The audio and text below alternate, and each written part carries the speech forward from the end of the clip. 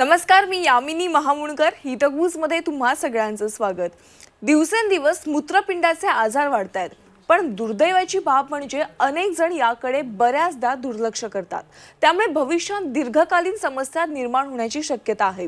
भारतात मूत्रपिंडाच्या आजारांचा भार हा चिंताजनक आहे. त्यामुळे आज जागतिक मूत्रपिंड दिन असल्यामुळे आपण मूत्रपिंडाचे आजार रोखण्यासाठी काय उपाय करू शकतो यावर चर्चा करणार आहोत. आणि यावर मार्गदर्शन करण्यासाठी आपल्या सोबत आहेत नेफ्रोलॉजी क्षेत्रातील काही तज्ञ doctors, doctor Alan Almeida, doctor Mukesh Shette, doctor Bharat Shah, doctor Vaibhav Keskar आणि डॉक्टर निखिल शिंदे. स्वागत आहे तुमचं झी24 तासमध्ये. नमस्कार. नमस्कार.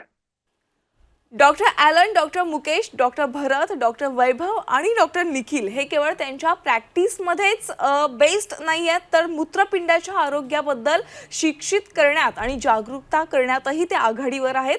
डॉक्टर ॲलन आल्मेडा हे मुंबईतील PD हिंदुजा हॉस्पिटल येथे नेफ्रोलॉजी सल्लागार म्हणून कार्यरत आहेत. तसंच नेफ्रोलॉजिस्ट आणि ट्रान्सप्लांट फिजिशियन देखील आहेत. तीव्र आणि जुनाट किडनी विकारांमध्ये तज्ज्ञ असून क्रिटिकल केअर नेफ्रोलॉजी, हेमोडायलिसिस आणि ट्रान्सप्लांटेशन, किडनी ट्रान्सप्लांट आणि रेनल परिस्थितींचे व्यवस्थापन करण्यात ते माहीर आहेत. डॉक्टर मुकेश शेट्टे हे ठाण्यातील ज्युपिटर हॉस्पिटल येथे कन्सल्टंट नेफ्रोलॉजिस्ट आणि ट्रान्सप्लांट फिजिशियन आहेत. किडनी रोग, उच्च रक्तदाब, डायलिसिस आणि किडनी प्रत्यारोपण यांमध्ये त्यांना 23 वर्षांहून अधिकचा अनुभव आहे. डॉक्टर भरत शाह मुंबईतील ग्लोबल हॉस्पिटल येथे नेफ्रोलॉजी विभागाचे संचालक आणि प्रमुख आहेत. 40 वर्षांहून अधिकचा काळ, समृद्ध अनुभव, मूत्रपिंड प्रत्यारोपण आणि प्रतिबंध यांमध्ये ते माहीर आहेतच. शिवाय जुनाट किडनी रोग, उच्च रक्तदाब, मधुमेही, किडनी रोगांचे लवकर निदान यावर देखील ते उपचार करतात. डॉक्टर वैभव केसकर हे मुंबईतील फोर्टिस हॉस्पिटल येथे नेफ्रोलॉजिस्ट आहेत. तसंच 11 वर्षांच्या अनुभवासह ते ब्लॉकचे सहसंस्थापक देखील आहेत. लास्ट मंथ इन नेफ्रोलॉजी यांसारख्या विविध जर्नल्समध्ये 20 पेक्षा जास्त प्रकाशनं आणि विविध राष्ट्रीय आणि आंतरराष्ट्रीय परिषदांमध्ये त्यांनी त्यांचं संशोधन देखील सादर केलंय. आणि डॉक्टर निखिल शिंदे हे नवी मुंबईतील कोकिलाबेन धीरुबाई अंबानी हॉस्पिटल येथे नेफ्रोलॉजिस्ट आहेत. 15 वर्षांच्या अनुभवात त्यांनी तीव्र किडनी दुखापत, तीव्र मूत्रपिंडाचा आजार, डायलिसिस, हेमोडायलिसिस, परिटोनियल डायलिसिस, किडनी प्रत्यारोपण, विविध नियतकालिकांमधील प्रकाशन हे त्यांच्या आवडीचं क्षेत्र आहे. चला तर मग मूत्रपिंड आजाराविषयी माहिती जाणून घेऊया. सर, पुन्हा एकदा स्वागत आहे तुमचं. मला डॉक्टर ॲलन यांच्यापासून सुरुवात करायची आहे. सर, अत्यंत महत्त्वाचा विषय आहे. पण काय होतंय सर, डॉक्टर, अनेकदा ना किडनीच्या निगडीत जी काही लक्षणे आहेत आजाराची ती दिसतात, पण तरी देखील दुर्लक्ष केलं जातं याकडे. तर त्यामुळे जनजागृती करणे या विषयाची अत्यंत गरजेचं आहे. तर सध्या भारतात मूत्रपिंडाच्या आरोग्याची सद्यस्थिती काय आहे? दर दिवसाला प्रमाण नंबर्स ऑफ पेशंट्स वाढत चाललेले आहेत. हो. आणि त्याचं अर्थ आहे, कारण भारत तर डायबिटीजचं कॅपिटल आहे. डायबिटीज आणि ब्लड प्रेशरमुळे किडनीवर परिणाम होतात. आणि असं आहे की दर वर्षाला 2 लाखपेक्षा नवीन पेशंट ऑफ किडनी फेलियर तयार होतात. म्हणजे एवढं पेशंट आम्हाला सांभाळायला लागेल. आमच्याकडे तेवढं ताकद आहे, तेवढं उपचार आहेत की हे डायलिसिस, किडनी फेलियर आणि ट्रान्सप्लांटसाठी पर्यंत जाऊ शकते का नाही. त्या कारण आम्हाला किडनीचं रोग लवकर आम्हाला आयडेंटिफाय करायला पाहिजे.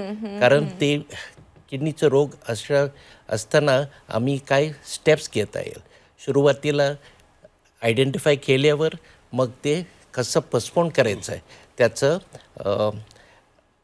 प्रोग्रेशन ते आम्ही औषधामुळे आणि लाईफस्टाईलचं मॉडिफिकेशन घेऊन ते टाळता येईल. कारण शेवटी आमच्याकडे तेवढं डायलिसिस आणि ट्रान्सप्लांटसाठी तेवढं ताकद नाही आहे. बरोबर. आणि असं प्रमाण वाढलं मग आम्हाला काय करायला होत नाही. बरोबर. त्यामुळे प्रत्येकाने स्वतःची काळजी घेणे देखील तितकंच गरजेचं आहे आणि डॉक्टरांचा सल्ला घेणं देखील तितकंच महत्त्वाचं आहे. डॉक्टर भरत शाह, मूत्रपिंडाचा आजार नेमकं काय आहे आणि त्याचा शरीरावर कसा परिणाम होतो? किडनी मुख्य काम करते की आपला शरीरमध्ये रक्त होते त्याच्यासाठी एक पदार्थ बनवायचा, त्यांना आम्ही एरिथ्रोपोएटिन म्हणतात. ते एरिथ्रोपोएटिन नाही झालं तर आपलं रक्त नाही बनणार. तर ते इम्पॉर्टंट किडनीचा फंक्शन आहे. आणि आपला जो ब्लड प्रेशर आहे त्यांना कंट्रोल करण्याचं काम पण किडनी करते. तर आम्ही सगळ्यांना म्हणतात की जर तुमचा ब्लड प्रेशर वाढलेला असतं तर तुम्हाला किडनीचा फंक्शन चेक केलाच पाहिजे. आणखीन एक मुख्य काम आहे किडनीचा, आपला विटॅमिन डी कॅल्शियमसाठी खास इम्पॉर्टंट आहे आपल्या हाडासाठी. ते विटॅमिन डी ना ॲक्टिव्ह करण्याचं काम पण किडनी करते. बरं. तर माणसांना हे सगळं किडनीचे फंक्शन माहीत नाही असतात. केव्हा तरी आमच्याकडे पेशंट येतात, फार विकनेस आहे आणि आम्ही चेक करतात त्यांच्या हिमोग्लोबिन फार कमी आहे. हिमोग्लोबिन कमी आहे तर ते आयनची गोळी घेतात, विटॅमिनची गोळी घेतात, पण ते बरंच होत नाही. आणि नंतर जास्त चेक केलं तर कळतात, किडनी फंक्शन चेक केलं तर कळतात की हो हे किडनीचा प्रॉब्लेम आहे. तसं काही माणसांना बॅक पेन असतात, चालताना पाय दुखतात, ते सगळं केव्हा तरी फर्स्ट सिम्पटम असते किडनीची आजारीच्या. आणि मी ब्लड प्रेशरच्या सांगितलंच. आणि जेव्हा किडनीच्या आजारी जास्त वाढलेली असते तर तुम्हाला भूक नाही लागणार की उलट्याच्या सिम्पटम्स होणार, ते सगळं होणार. कारण किडनीचं मुख्य काम आहे आपल्या बॉडीच्या सगळं वेस्ट प्रोडक्ट्स बाहेर काढायच्या. म्हणजे मूत्रपिंडाचा आजार झाला तर शरीराच्या इतर अवयवांवर देखील त्याचा हळूहळू परिणाम एकंदरीत होतोच. डॉक्टर मुकेश, तुमच्याकडे यायचं आहे की मूत्रपिंडाच्या आजारावर जर नियंत्रण ठेवायचं असेल तर ते मूत्रपिंडाचे आजार का होतात हे कारण समजून घेणं सगळ्यात महत्त्वाचं आहे. त्यामुळे भारतामध्ये मूत्रपिंडाच्या आजाराची सर्वात सामान्य अशी कारणं कोणती आहेत? जसं आता माझ्या सहकाऱ्यांनी सांगितलं की सगळ्यात मोठं कारण आहे डायबिटीज आणि ब्लड प्रेशर. जर तुम्ही टक्केवारी बघाल तर 60% रुग्ण हे केवळ डायबिटीस आणि ब्लड प्रेशरचे असतात, ज्या कारणाने त्यांची किडनी खराब होते. उरलेले 40% लोक जर आपण बघितले तर मग काही अनुवंशिक रोग, इवन एक प्रामुख्याने कारण आम्हाला दिसतं ते म्हणजे वेदनाशामक गोळ्यांचं अतिसेवन.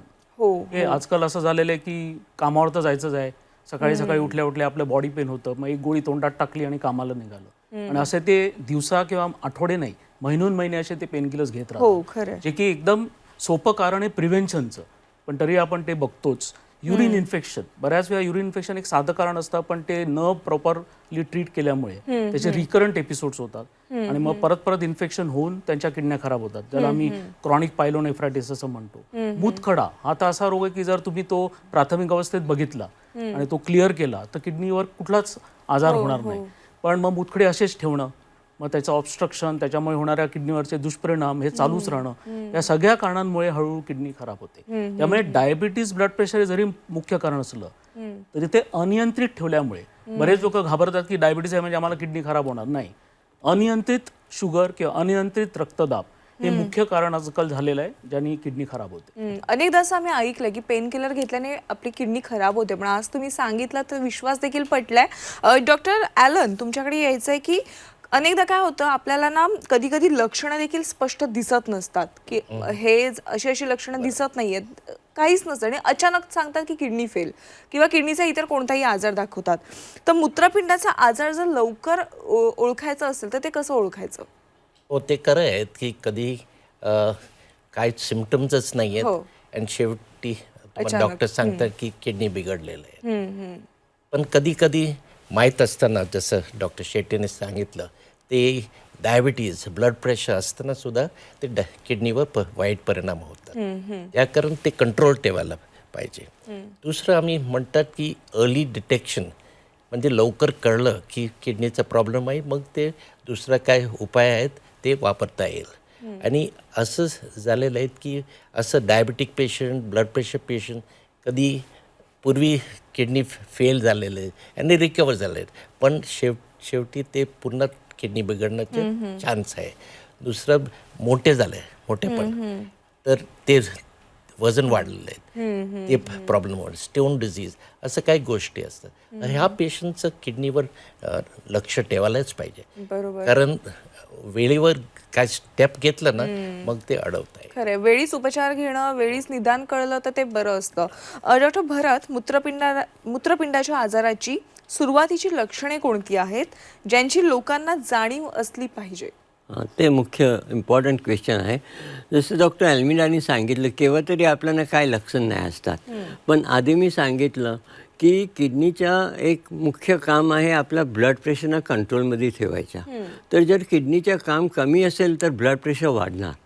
आणि आपल्या देशमध्ये 100 माणसामध्ये 40 माणसाच्या ब्लड प्रेशर जास्त असते आणि ते लोकांना माहीत नाही की ते किडनीमुळे जास्त होऊ शकते.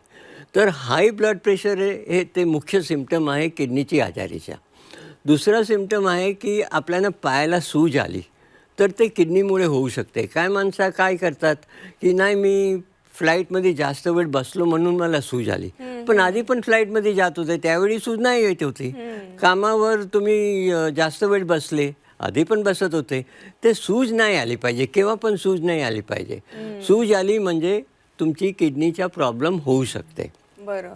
नंतर आज मोठ्या कंपनीमध्ये काम करायला गेले तर हेल्थ चेक करायला लागते.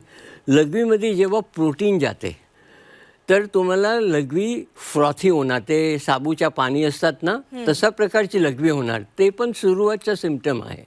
तसं झालं म्हणजे आपली किडनीचे फिल्टर्स वीक झाले आहे आणि लघवीमध्ये प्रोटीन लीक होत चालले आहे. बरं. हे सगळं सिम्पटम्स जर आपण काळजी घेतली तर किडनीच्या डायग्नोसिस आपण सुरुवातला करू शकतो. आणि सुरुवातला डायग्नोसिस केलं तर आपण ते किडनीला वाचवू शकतो. बरोबर.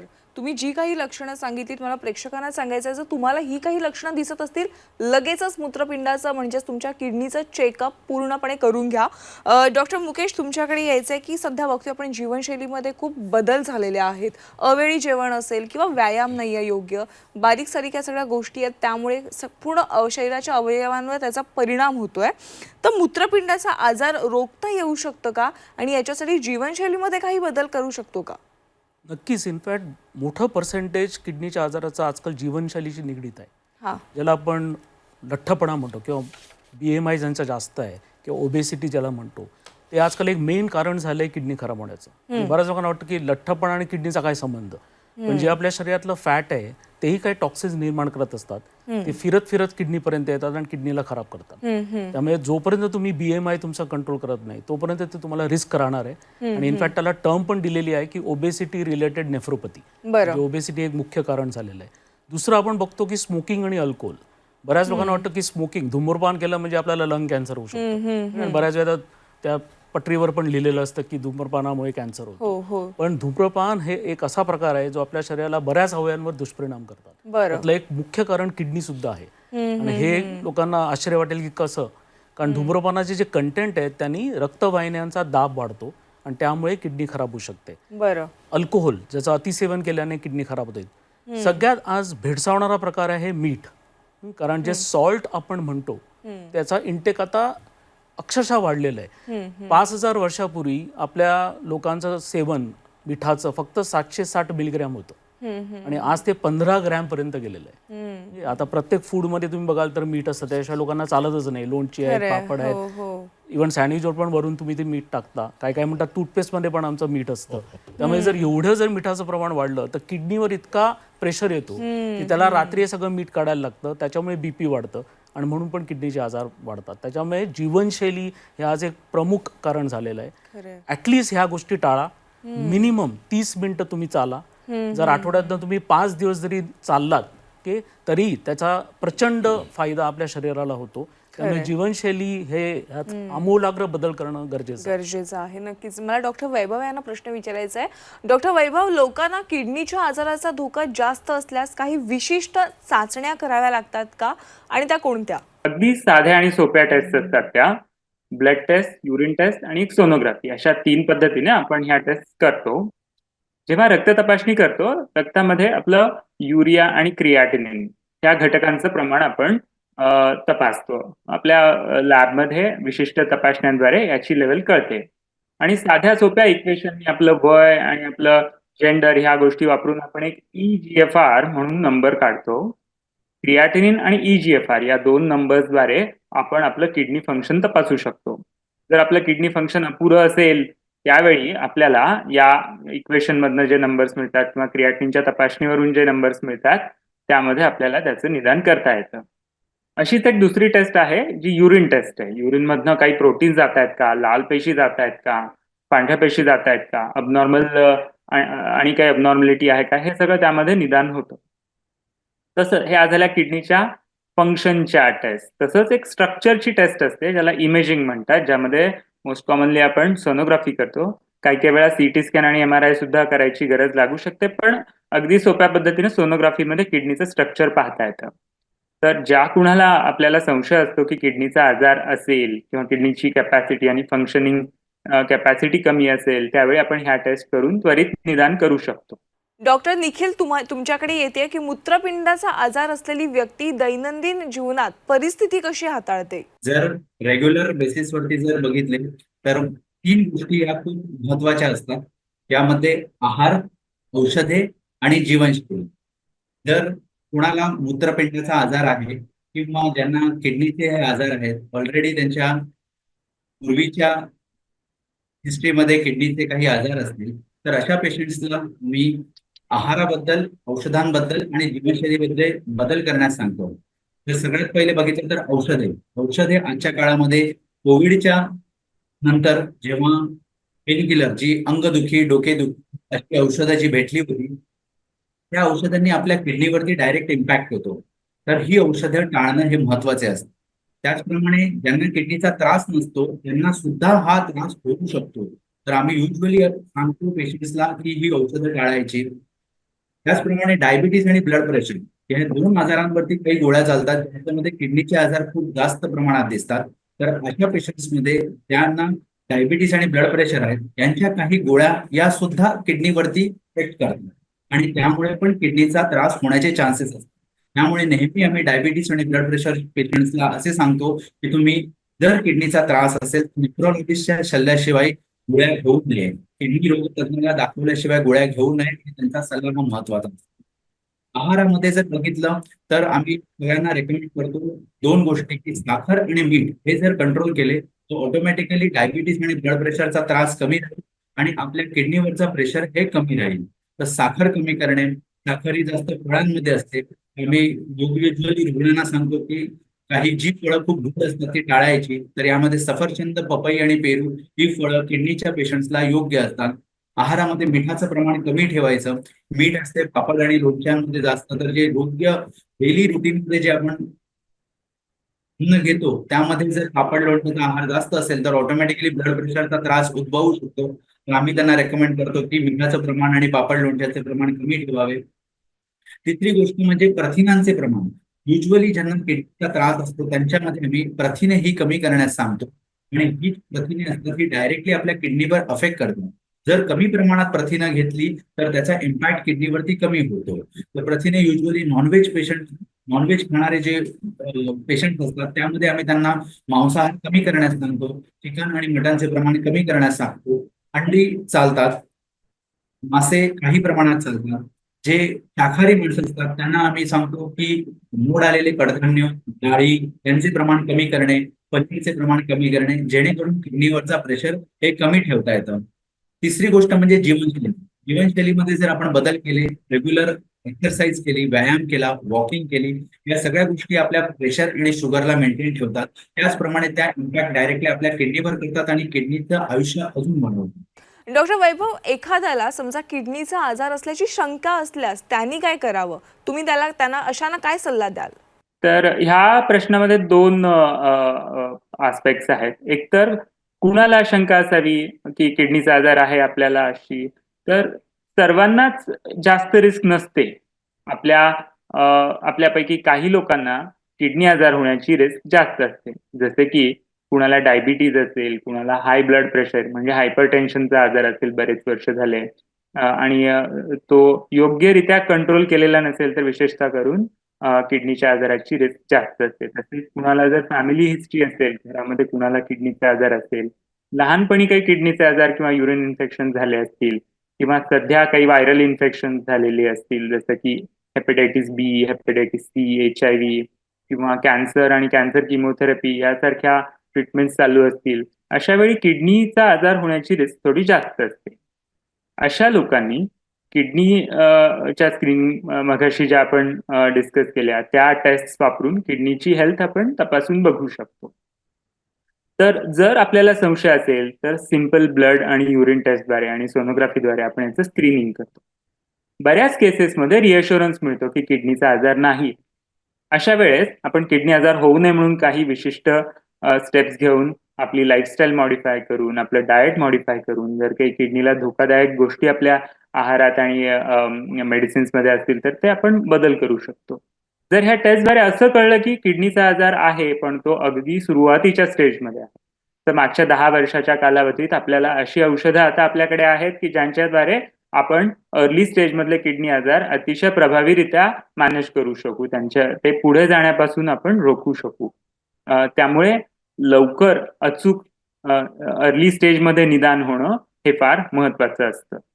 नक्कीच आज तुम्ही सगळेजण हितगुजमध्ये आलात आणि आजचा दिवस देखील खूप महत्त्वाचा आहे, जागतिक मूत्रपिंड दिन, आणि याविषयी तुम्ही योग्य माहिती दिलीत, योग्य मार्गदर्शन केलं, त्याबद्दल तुम्हा सगळ्यांचे मनापासून आभार. धन्यवाद. थँक्यू. प्रेक्षक हो, मूत्रपिंडाचे आजार या विषयावर डॉक्टरांनी आपल्याला योग्य अशी माहिती दिलेली आहे, मार्गदर्शन केलेलं आहे. मूत्रपिंडाच्या आजारांविषयी जागरूकता वाढवण्यासाठी, शिक्षणाला चालना देण्यासाठी आणि प्रेरणादायी बदल घडवून आणण्यासाठी त्यांचं अमूल्य योगदान आहे. आज जागतिक मूत्रपिंड दिन आहे, त्यामुळे जाता जाता तुम्हा सगळ्यांना एक रिमाइंडर: प्रतिबंध हा नेहमीच उपचारांपेक्षा चांगला असतो. साधे जीवनशैलीतील बदल, नियमित आरोग्य तपासणी आणि तुमच्या जोखीम घटकांची जाणीव ठेवणं हे मूत्रपिंडाचं आरोग्य जपण्यात खूप मदत करू शकतं. हितगुजमध्ये आज आपण इथेच थांबतोय. त्याच्या घडामोडींसाठी तुम्ही पाहत राहा झी 24 तास.